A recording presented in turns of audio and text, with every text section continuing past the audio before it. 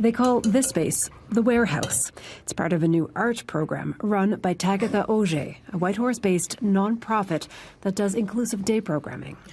The Warehouse is giving artists like Ernest Chua, who is nonverbal, time, space, and material to develop as artists. The art coming out of this program is being called original, complex, and unique. In some ways, a lot of times people with disabilities are just given crafts or sort of, projects to make that aren't really individualized. But in this program, and at Cheryl Kawaja, we really have a person-centered approach. And so each artist is making work that is completely different from the other. It's really fun to draw, and I like doing art. It's pretty nice because it's quiet and stuff.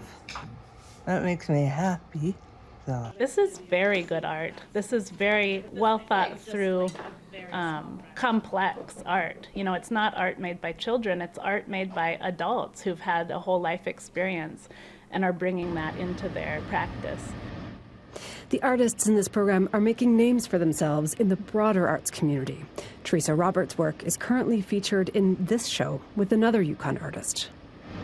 Their art is together, and I think that there is no difference when you're looking at that art. You don't know who has a disability and who doesn't, and I think that that is a way that art can really remove all of those barriers and that stigma that is inherent in our society and our culture. It kind of dissipates immediately when you look at the art. One of Chua's works is among the latest acquisitions to the Yukon Permanent Art Collection. Ernest is incredibly prolific, and his work has so much feeling to it.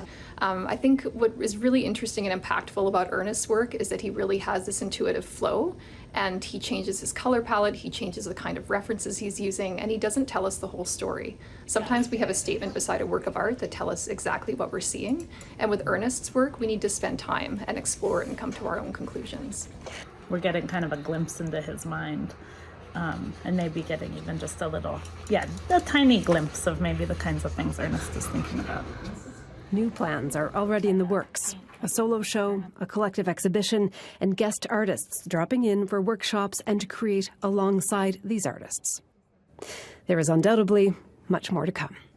Cheryl Kawaja, CBC News, Whitehorse.